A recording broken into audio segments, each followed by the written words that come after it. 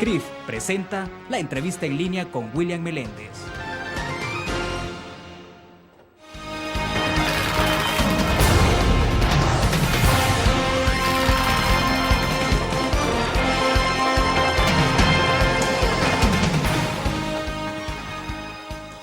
Viernes 11 de mayo de 2012. Bienvenidos a la entrevista en línea que transmitimos en tiempo real desde la sala de redacción de la Prensa Gráfica. Saludos a usted que nos acompaña a través de la prensagráfica.com en nuestro país y el mundo, y también a quienes nos ven a las 9 de la noche en Canal 25, y un saludo de igual manera a los radioescuchas de GD Radio del Grupo Dutriz Radio.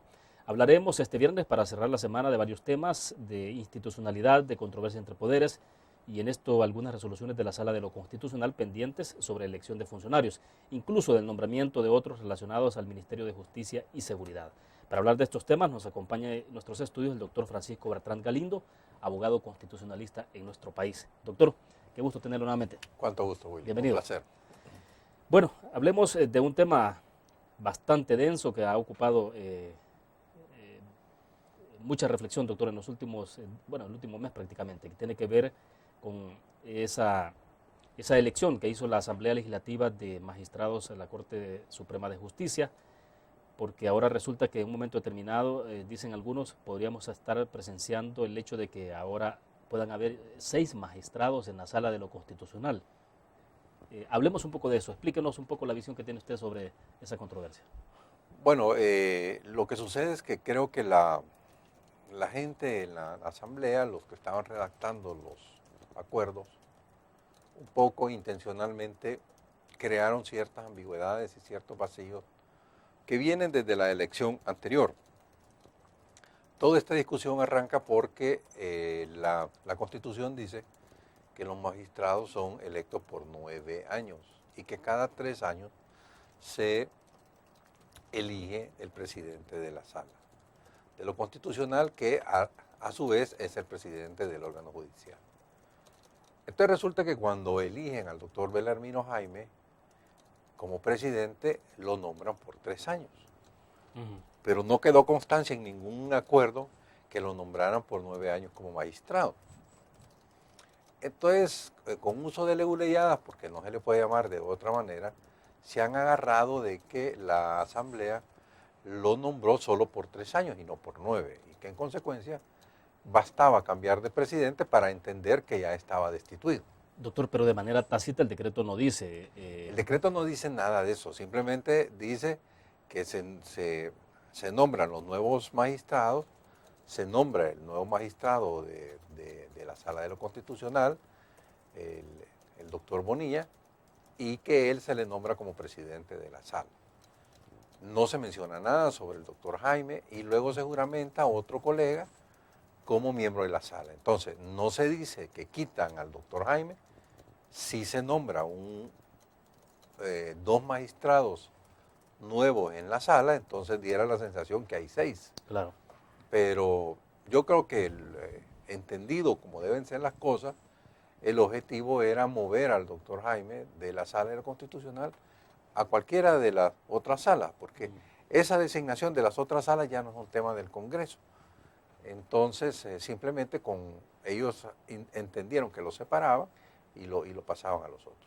Debía haber quedado de manera explícita en el decreto de que era lo que estaban haciendo, o sea, o fue deliberadamente dejar esa ambigüedad. Para mí fue intencional la ambigüedad, porque eso confunde, eso le hace difícil al abogado que quiere poner un recurso definir contra qué recurre. En cambio, si el decreto hubiera sido, es decir, el nombramiento, hubiera sido lo suficientemente claro, permite entonces a los recurrentes a la Sala de lo Constitucional que puedan decir, recurro contra esta decisión específica, pero si la decisión está ambigua, ¿contra qué recurre, verdad? Y eso es lo que creo que era lo que buscaban los que redactaron el decreto. Ahora, hay recursos presentados ante la Sala de lo Constitucional. Algunos sugieren de que, por ejemplo, en la parte que tiene que ver estrictamente sobre donde involucra al doctor Belarmino Jaime, pues él debería de excusarse de participar. y en ver si los otros procesos en los que no se ve directamente. Esto dicen algunos para evitar que él se convierta en juez y parte. Yo creo que es lo más sabio, es decir, es lo que procede, ¿no? Ahora, lo que lo afecta a él es estrictamente el hecho de si lo sacaron o no lo sacaron de la Sala de lo Constitucional. Es el único punto que lo afecta. El que haya un nuevo presidente no es un tema que lo afecta porque siempre se elige nuevo presidente cada 3 años. Ahora, que se confirme el anterior o no es una decisión, pero se tiene que hacer cada 3 años. Claro. Entonces creo que ese no es el punto.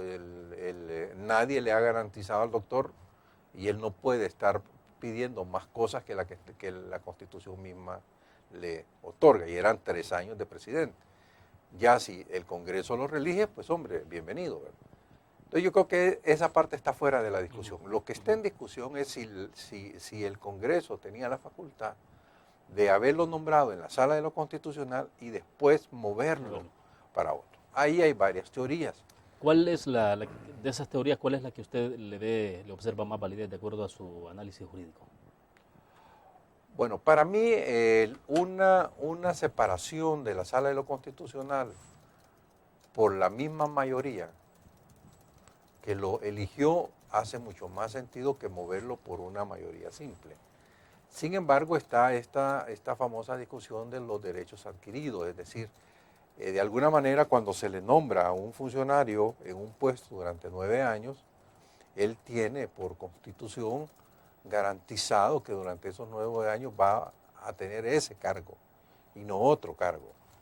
Entonces, el hecho que se le mueva por la misma decisión del Congreso de una sala de lo constitucional a cualquiera de las otras salas, porque hay que recordar acá que la sala de la constitucional es la única sala que según la Constitución es electa directamente por el Congreso. Claro, las otras son hechas internamente. Entonces, de alguna manera, alguien puede pensar que lo están degradando si lo pasan de una sala para la otra. No es que pase eso, pero puede sentirlo así. Y en ese caso, lo que procede es lo que se le llama el debido proceso. O sea, tiene que existir una justa causa para que eso se haga. Y cuando el Congreso no solo no da explicaciones, no da justa causa, sino que inclusive ni lo dice por la forma en que redactaron esos acuerdos, pues entonces sí creo que estamos claramente frente a una violación constitucional de los derechos del doctor, por un lado. Y yo sí creo que en esa parte él lo que tendría que hacer es excusarse, porque es una parte. Y luego está ya la parte constitucional en cuanto a la elección de los magistrados hechos por la misma asamblea dentro del mismo periodo y la elección del fiscal que se hizo bajo las mismas condiciones. Claro. Entonces, eso es una discusión constitucional. Yo en lo personal cada vez que pienso y reflexiono, creo que sí, efectivamente son inconstitucionales, no porque hay un artículo expreso que se violenta, sino que se está violentando el sistema político de representación. Entonces, creo que en ese sentido sí son decisiones que van contra la filosofía política de cómo se ve la democracia representativa en el país según la Constitución. Claro, debo hacer una pausa comercial. Cuando regresemos hablemos, digamos, esto tengo la impresión de que sí se puede hacer 2 lecturas. Una es la estrictamente jurídica de la que estamos hablando y la otra es también política. Entonces hablemos un poco de la parte política después de la pausa. Regresamos.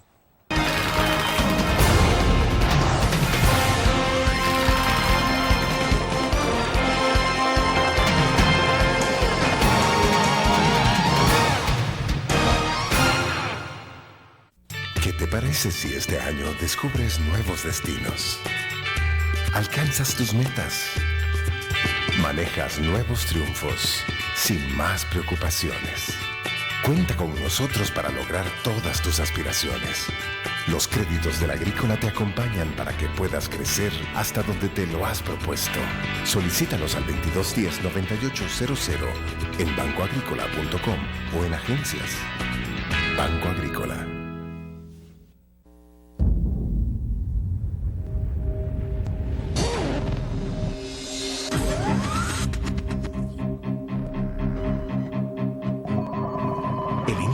Estrategia financiera desde los negocios y la actividad económica hacia toda Centroamérica.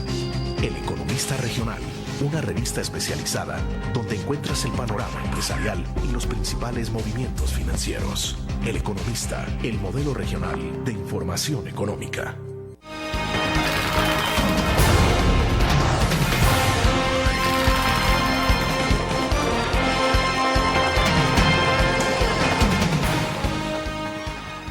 Está con nosotros en nuestros estudios el doctor Francisco Bertrand Galindo, reconocido constitucionalista en nuestro país. Hablando de Estado de Derecho, de institucionalidad, hablamos en el segmento pasado entonces, doctor, sobre la controversia que hay en términos de esa decisión de la Asamblea Legislativa respecto de remover a Belarmino Jaime de la Sala de lo Constitucional. Y bueno, ya estábamos claros, muchos, casi todos coinciden en que efectivamente en la parte que tiene que ver con la terminación de su mandato como presidente de la Corte Suprema de Justicia, pues en esa parte no hay mucha discusión.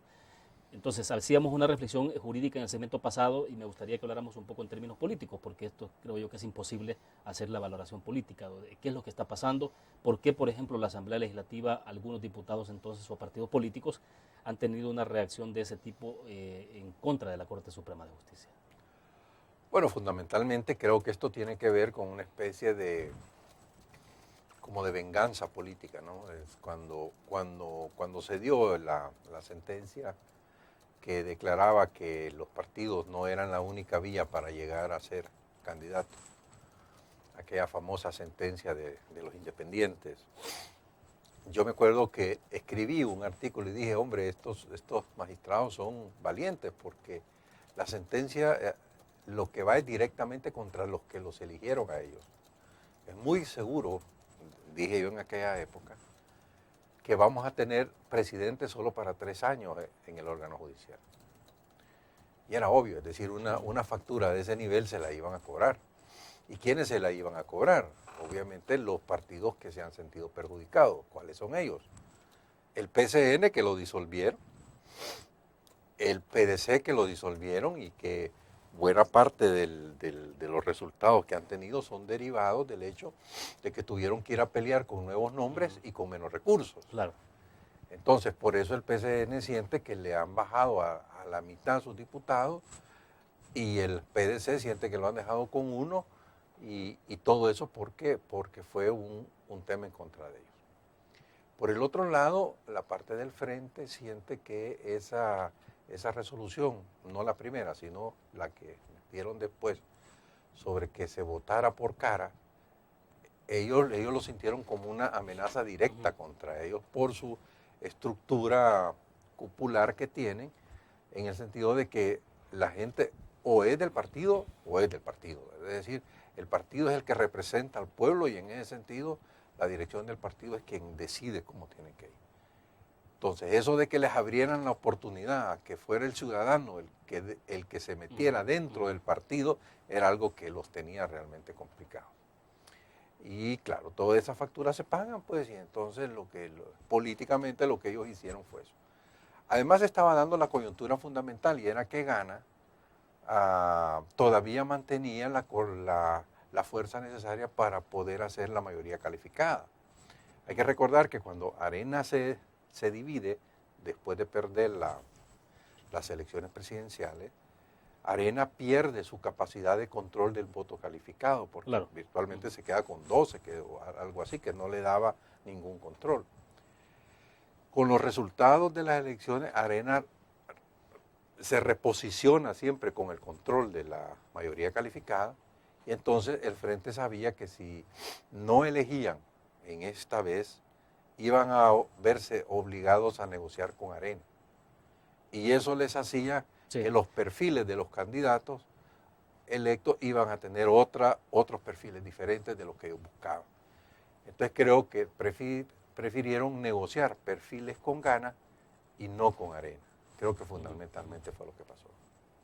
Ahora, en el caso de cómo ha actuado la Sala de lo Constitucional, doctor, algunos sugerían en su momento, dentro de esos análisis, que, bueno, que si bien el análisis de cómo resolver sobre determinados casos tiene que ser estrictamente jurídico, también no escapa de que los magistrados entiendan un poco el entorno en que se dan ciertas resoluciones y que algunos consideraban entonces que a esta sala también se había excedido en un momento determinado.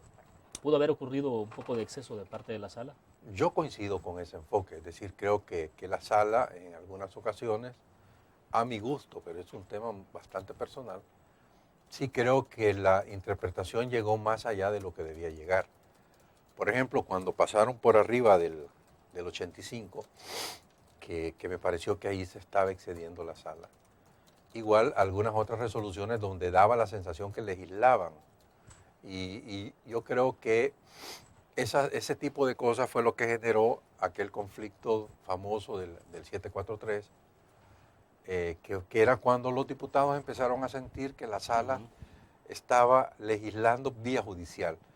Entonces, ese conflicto, que creo que fue el que dejó puesto este resultado que está pasando ahora.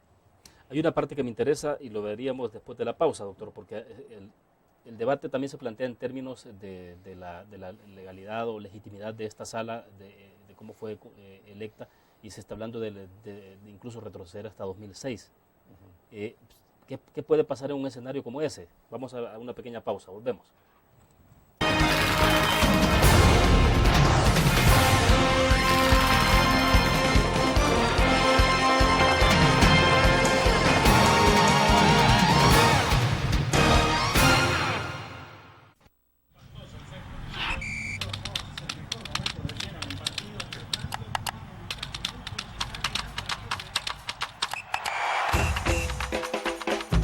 La emoción del deporte está en www.elgráfico.com.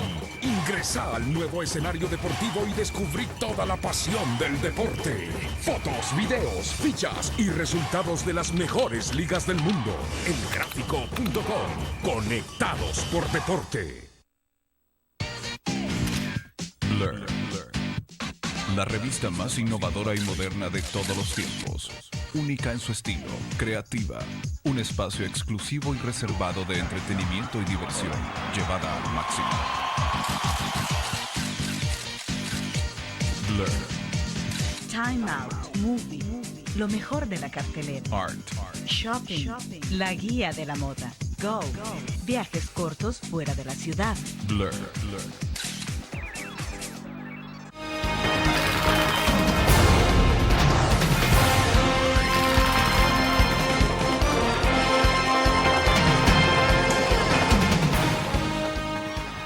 Doctor, ¿sería posible que en el marco de estos análisis y discusiones que tienen se pueda regresar incluso hasta la elección que se hizo en 2006? ¿Qué tipo de efectos prácticos puede tener eso? Es totalmente posible, especialmente porque entiendo que hay un ciudadano que ha presentado un recurso contra los magistrados del 2006. Bueno, en caso que la sala considerara que es inconstitucional tanto el 2006 como el 2012, lo que pasaría es que los 5 magistrados electos ya no estarían electos, tampoco el fiscal, supongo yo, y los 5 que fueron electos en el 2006 dejarían de estar electos. Eso para efectos prácticos de las decisiones que ya tomaron no tiene ningún efecto, porque la jurisprudencia en eso es sumamente consistente, en que las decisiones de los funcionarios públicos gozan de un beneficio que se llama la presunción de legalidad. Entonces, todo lo que ellos hayan hecho queda vigente. Obviamente va a haber que nombrar nuevos magistrados para 3 años y otros nuevos magistrados para 9 años. Lo cual hasta cierto punto puede ser bueno, porque para lograr salvar... Ese escenario es muy probable, doctor. Digamos que, no sé, debo entender, y usted dígame si me equivoco, que sería prácticamente la primera vez que tendríamos una situación como esa. Sí, sería la primera vez, claro. Sí, es la primera vez. Sí, sería la primera vez. Lo que pasa es que, mire, en estas cosas yo le puedo dar mi visión personal lógica de las cosas. Sí, claro. Pero los magistrados son jueces, entonces ellos tienen que fallar en base al petitorio que le hace el ciudadano. Si el ciudadano le hace un mal petitorio, entonces lo que van a hacer es descartar el petitorio. Y si las condiciones sobre aquel alega la nulidad del anterior, puede ser que no sean las mismas alegatos que se están haciendo sobre este. Entonces los jueces tienen una limitante que a veces nos cuesta comprender a los ciudadanos. Creemos que los jueces pueden fallar porque les da la gana sobre todo, Y no es así. Los jueces tienen que fallar sobre lo que se les pide. Y es una de las cuestiones que dependerá cómo se haya pedido, Sí, claro. pues, cuáles son los argumentos que le han dado para que la sala pueda decir si las dos elecciones fueron inconstitucionales, declarar a ambas inconstitucionales. Pero entonces, Ahora, ¿de qué es posible? Es posible, ¿no? ya, entonces en ese escenario lo que tendría que hacer la Asamblea Legislativa Es nombrar volver a a 5 sesionar, magistrados por 3 años y exacto. 5 magistrados por 9 años. y eso a partir de todas las ternas de las propuestas que tienen en la mesa.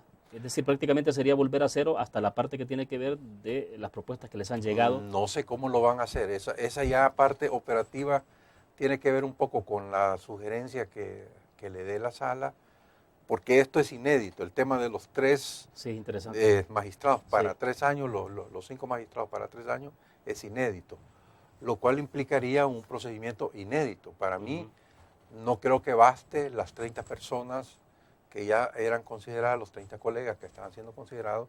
Para mí habría que abrir el proceso, quizás mediante un decreto especial, para la selección de estos 5 magistrados. Otra forma que para resolverlo pudiera ser que simplemente la sala, el Congreso, los ratifique a los que ya están, ¿verdad? De tal manera que no haya ninguna solución de continuidad. O sea, que este Congreso legitime la decisión del Congreso anterior. Pero eso pasaría por, obviamente, un acuerdo político. Un acuerdo político con Arena.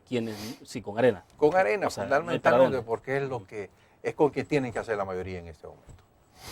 Ya. Y esa es la parte quizás más complicada, ¿no? Aunque el Partido Arena ha sido muy cuidadoso en el pasado de objetar a las personas, el nombre de las personas, su currículum, sino que se han ido más a cuestionar la parte del proceso. Yo me imagino que lo que vamos a ver, lo que aquí está en juego, creo yo, los cargos más importantes son el control numérico de la Sala de lo Constitucional, que es lo que está detrás de esto, y el cargo de fiscal. ¿Por qué el cargo de fiscal? Porque el fiscal es el que tiene el monopolio de la acción penal. Es el que decide a quién persigue y quién no persigue. Esto es muy relevante, especialmente con los gobiernos cuando terminan. Porque una vez termina un gobierno, se desatan pasiones que un fiscal que está con ánimo de perseguir, persigue, y uno que no está con ánimo de perseguir, no persigue. Entonces, esa parte es clave dentro de la coordinación, ¿me explico? Sí, sí. ¿Y por qué es importante el fiscal? Porque el fiscal electo ahora sobrevive al gobierno cuando termina un año. Exacto. O sea que si el fiscal que eligen hoy tiene ánimo de persecución, tiene un año para perseguir a los exfuncionarios. Entonces, yo creo que parte de todo esto que está explicando es buscar ciertos mecanismos de protección o seguridad para que la cosa vaya más calmada cuando termine el gobierno. Se dice de manera a veces bastante simple de que de alguna manera los presidentes, para ser concretos, siempre tratan de protegerse las espaldas en la forma en cómo se retiran del poder. Es obvio, ¿verdad? Es decir, o sea, porque puedan haber malintencionados o porque puedan haber buenos intencionados, que digan, bueno, aquí hubo corrupción, entonces, y piden investigar ante la Fiscalía o de oficio la Fiscalía lo hace. Hay un dicho de la filosofía china que es una maravilla, dice que las cosas se terminan con la misma cuidado y la misma delicadeza que se comienza. Es decir, así como los que llegaron a ser presidentes le pusieron todo el amor y toda la pasión a hacerlo, tienen que ponerle todo el amor y toda la pasión para dejar de serlo, porque si no, les pueden pasar un montón de problemas. Bueno, a algunos parece que se les olvida esa parte. Bueno, vamos a una pequeña pausa comercial, volvemos.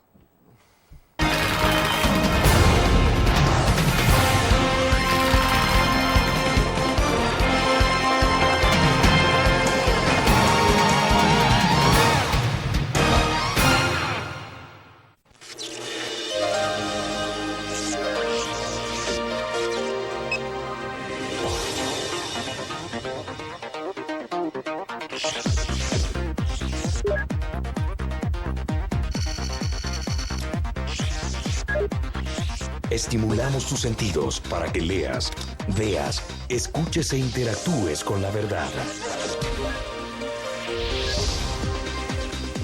LPG Multimedia.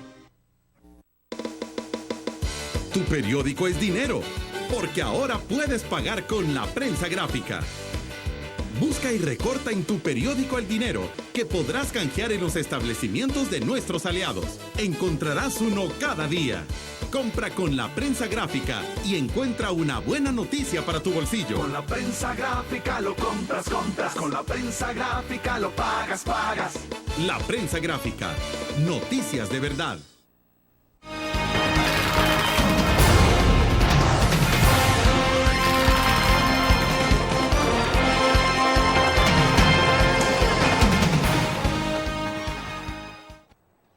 Doctor, me interesa que hablemos un poco sobre, evidentemente, las repercusiones que esto tiene en términos de la seguridad jurídica, el mensaje que se manda.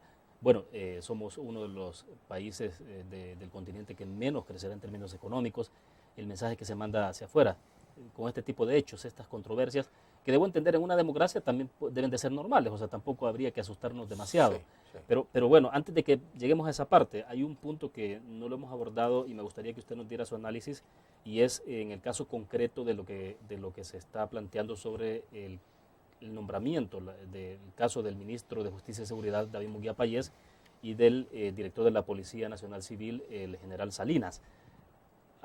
Hay mucha especulación, incluso se está planteando de que quien está en una situación mucho más débil, jurídicamente hablando, es el nombramiento del general Salinas.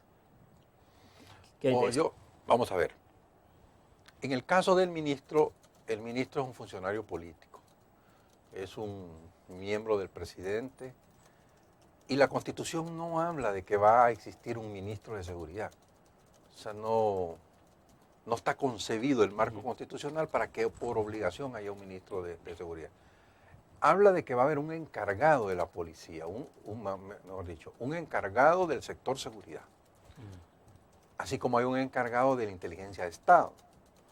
Si uno hace por analogía la interpretación, el director de la policía es el encargado de la seguridad, depende directamente del presidente por Constitución, así como el encargado de la inteligencia de Estado depende directamente del presidente, y así como el jefe de Estado Mayor depende directamente del presidente. Es decir, claro, el ministro de la Defensa es un enlace, igual que el ministro de la Seguridad es un enlace con los operativos de seguridad, defensa y de inteligencia.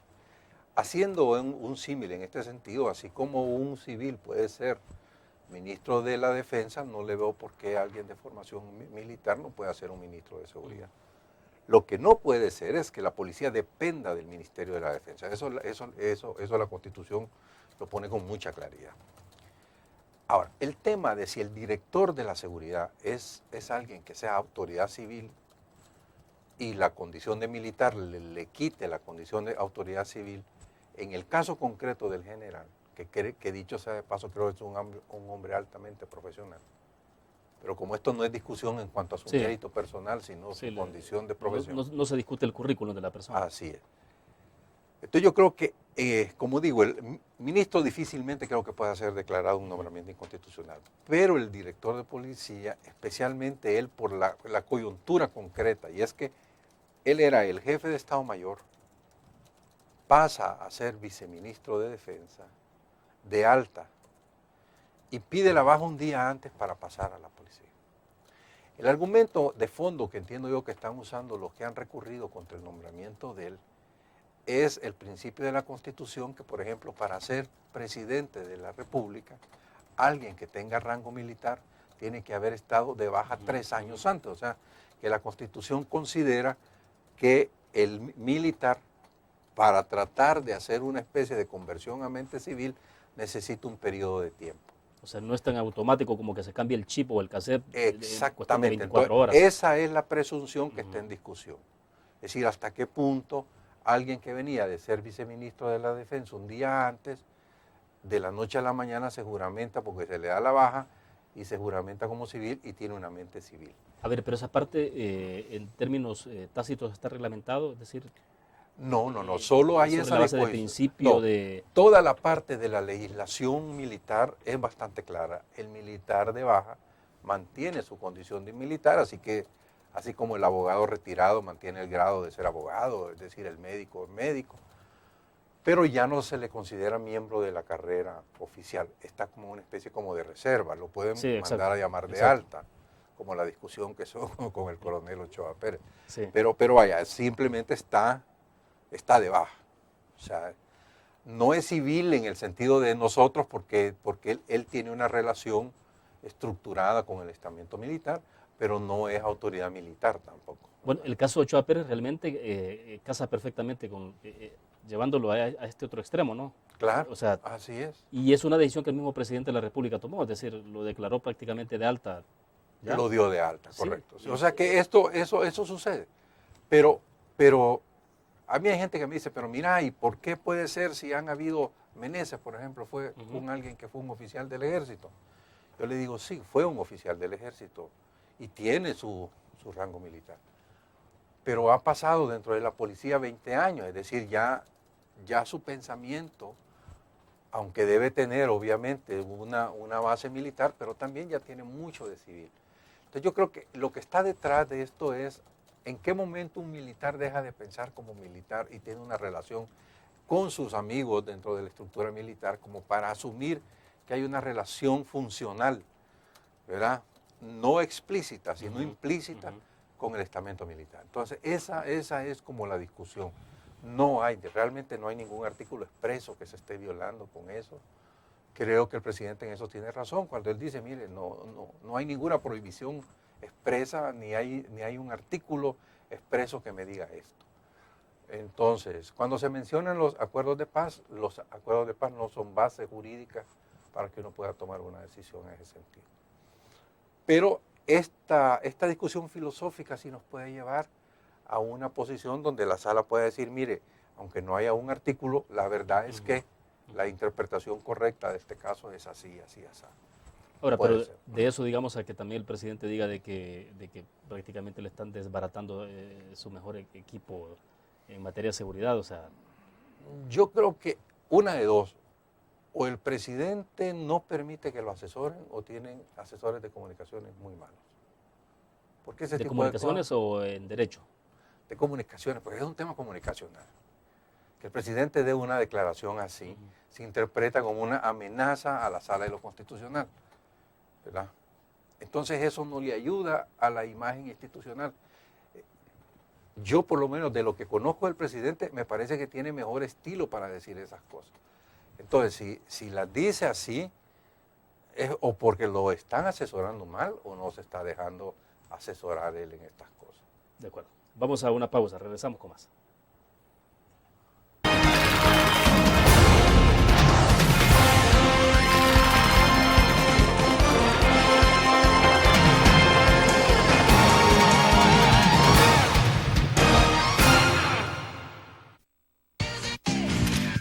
Learn. La revista más innovadora y moderna de todos los tiempos. Única en su estilo, creativa. Un espacio exclusivo y reservado de entretenimiento y diversión, llevada al máximo. Blur. Time Out, Movie, lo mejor de la cartelera. Art. Shopping, la guía de la moda. Go, viajes cortos fuera de la ciudad. Blur. Tu periódico es dinero, porque ahora puedes pagar con la prensa gráfica. Busca y recorta en tu periódico el dinero que podrás canjear en los establecimientos de nuestros aliados. Encontrarás uno cada día. Compra con la prensa gráfica y encuentra una buena noticia para tu bolsillo. Con la prensa gráfica lo compras. Con la prensa gráfica lo pagas. La prensa gráfica. Noticias de verdad.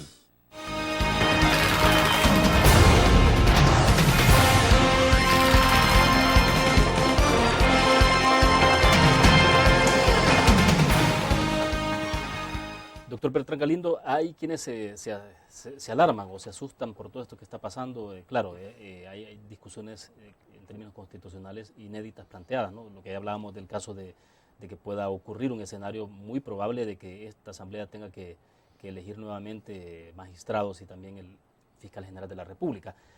Pero le decía en algún momento en el desarrollo de la entrevista si a veces puede ser que nos escandalicemos demasiado, o sea, ¿cómo ver este tipo de controversias que hay entre poderes?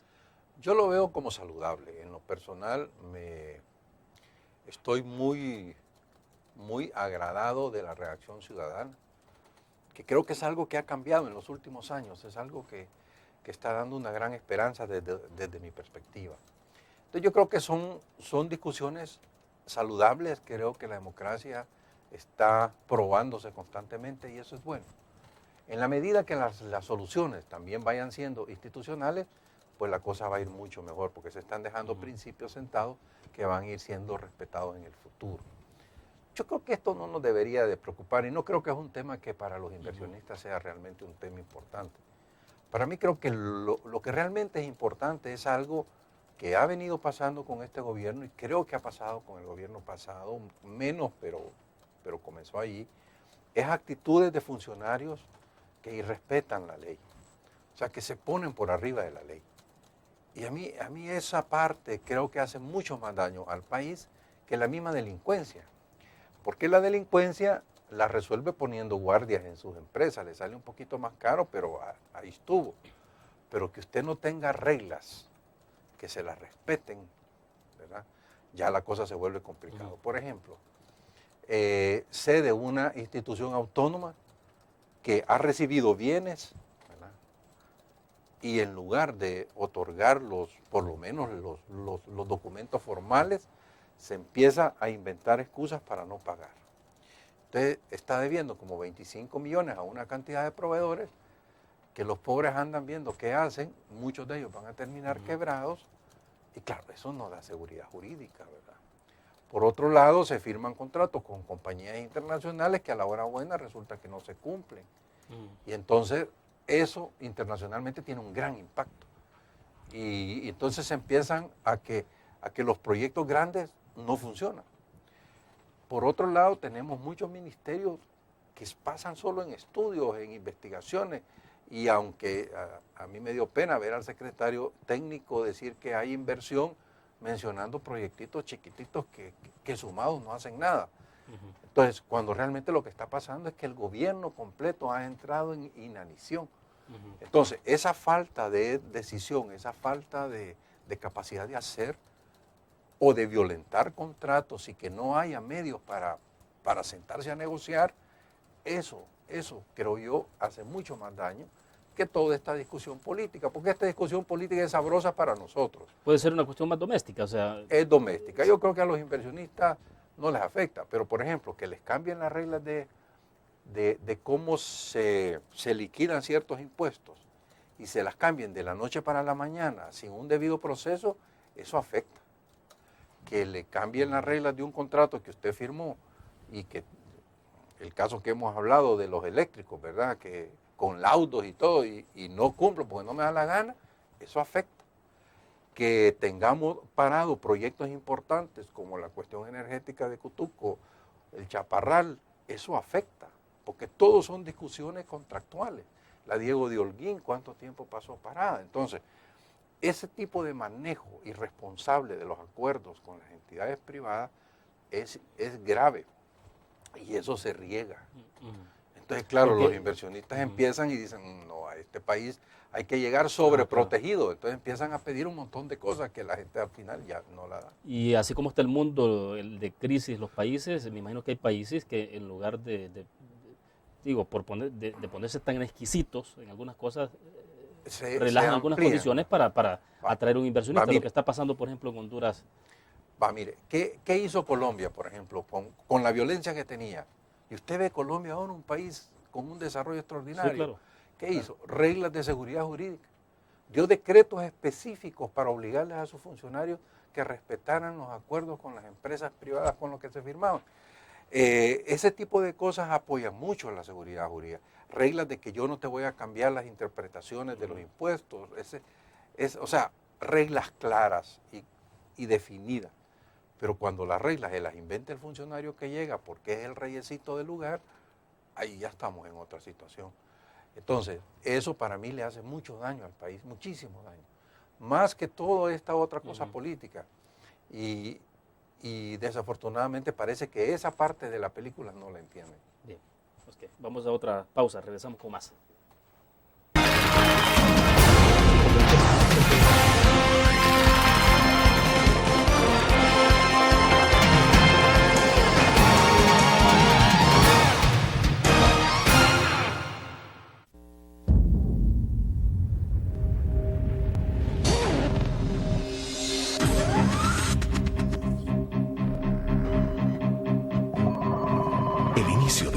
estrategia financiera desde los negocios y la actividad económica hacia toda Centroamérica.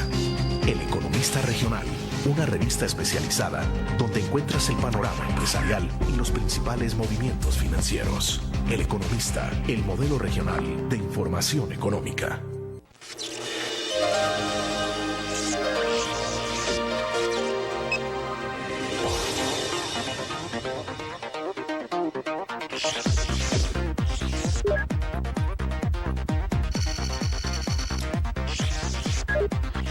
Estimulamos tus sentidos para que leas, veas, escuches e interactúes con la verdad. LPG Multimedia.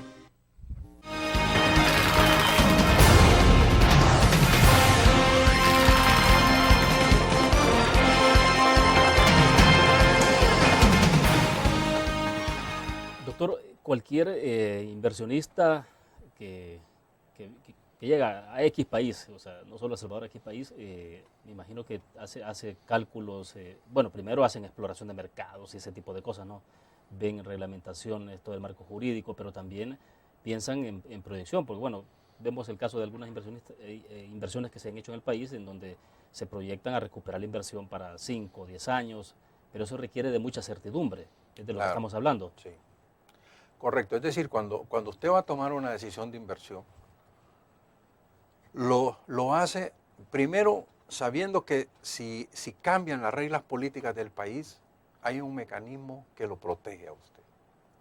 La mayoría de países, cuando firman tratados con El Salvador y con otros países, le ponen una cláusula de protección de la inversión. Por eso usted se fija que es más fácil que los empresarios salvadoreños inviertan en Nicaragua que en El Salvador. Porque en Nicaragua ellos actúan como inversionistas extranjeros y los protege toda la legislación internacional. En cambio, si invierten acá, son inversionistas locales y los tratan como locales. Solo tienen como defensa las cortes locales. Eso explica en esencia del por qué, y algunos políticos están cuestionado ese hecho, pues de por qué se va el gran capital para otros países. Exactamente. Y esto se lo cuento porque no solo son las empresas grandes, a mí me han llegado a ver al bufete empresas pequeñas que me dicen, mire, yo me voy a ir a Nicaragua y quiero saber cuáles son las protecciones que tengo. Cuando estudio las protecciones que les dé el Tratado Centroamericano, protección de inversión y una serie de cosas, me dicen ellos, hombre, yo estoy mejor en Nicaragua que aquí, porque aquí me pueden cambiar las reglas y solo me toca ir al juez de lo civil o a la sala, pero allá tengo una defensa de un régimen internacional que me protege. Entonces, ese tipo de cosas, si no las entendemos, el inversionista local dice, hombre, ¿para qué me voy a quedar en un país? Y ahí, para el inversionista local, sí la discusión política hace sentido.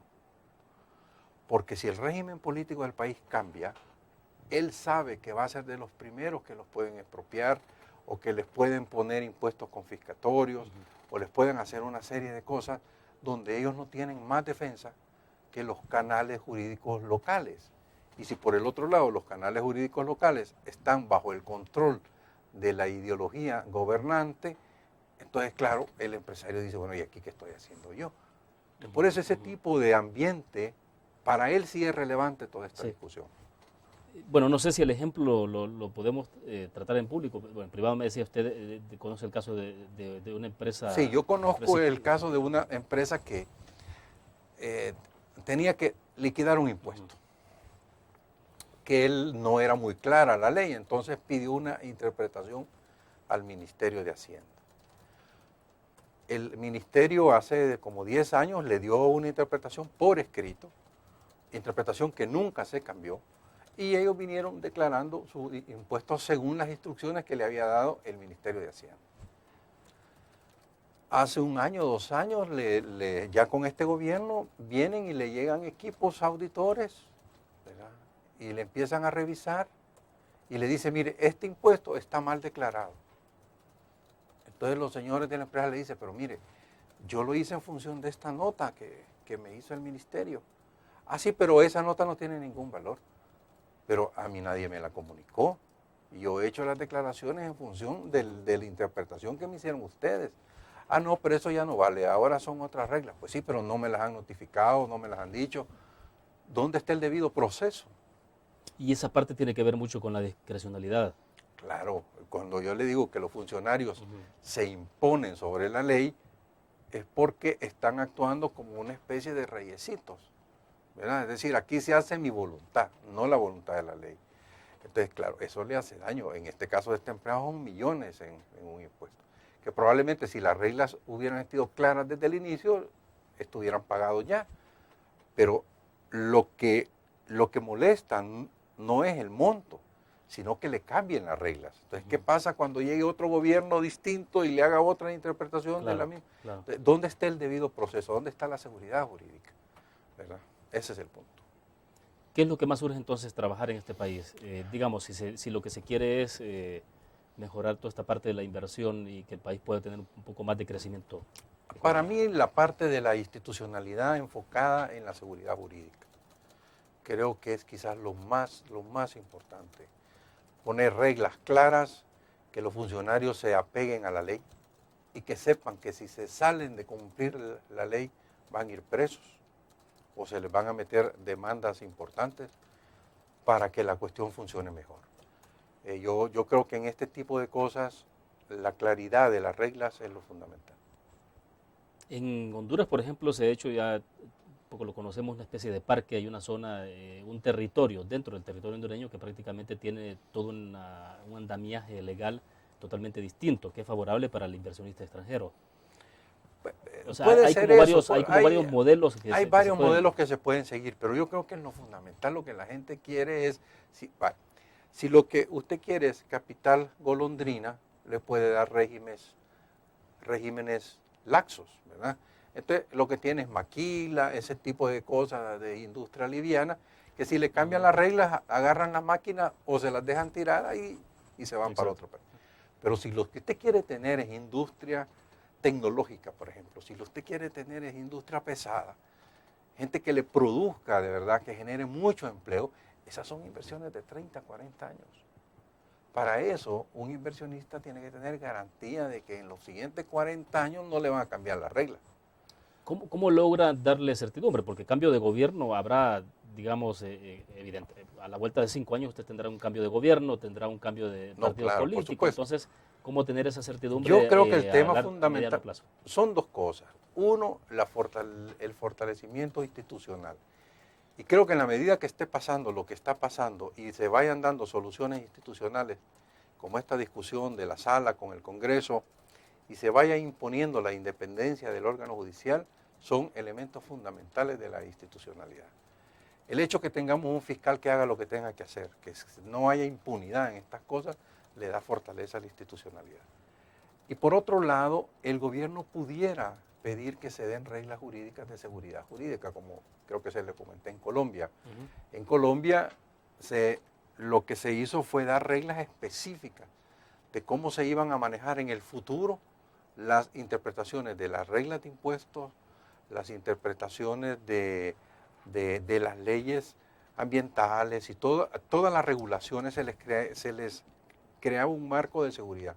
Tanto que llegaron a hablar de una figura muy interesante que le llamaban contratos de seguridad jurídica entre el inversionista y el gobierno, donde el gobierno se obligaba a no cambiar las reglas de juego. Son cosas que novedosas, jurídicamente discutibles, pero que mandan el mensaje correcto. Entonces, creo que por ahí hay algo que se puede trabajar. Sí, porque al final de cuentas, no todas las empresas pensarán para 30, 40 años, pero hay empresas para 5, 10 años al menos, como mínimo. Que son las industrias livianas, ¿verdad? Que usted hace una inversión, saca la inversión en 5 años y se queda otros 5 años trabajando. Pero, por ejemplo, si usted va a hacer una inversión en energía hidroeléctrica, por ejemplo, o la planta de Cutuco, o la geotérmica, usted ya no está pensando en 5 años, porque solo la prospección le está llevando como 3, 4 años. Entonces, sus inversiones son a largo plazo. Correcto. Bien, vamos a la última pausa comercial, regresamos con más.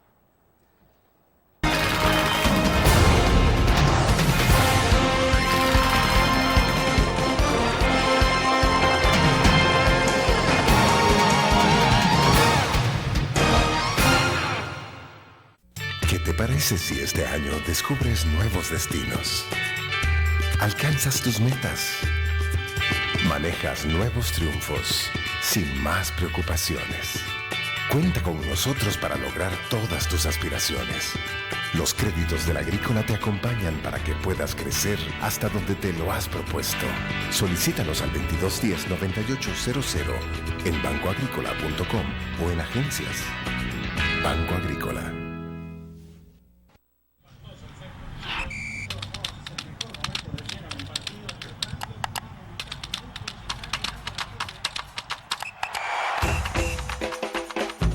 La emoción del deporte está en www.elgráfico.com.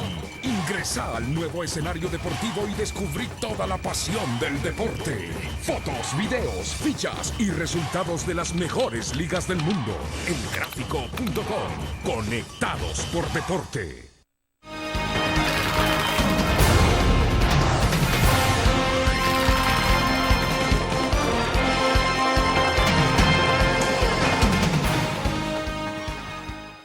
Doctor, lo que sí tenemos de seguro en este país es que, bueno, vamos a estar en elecciones a la vuelta de 2 años.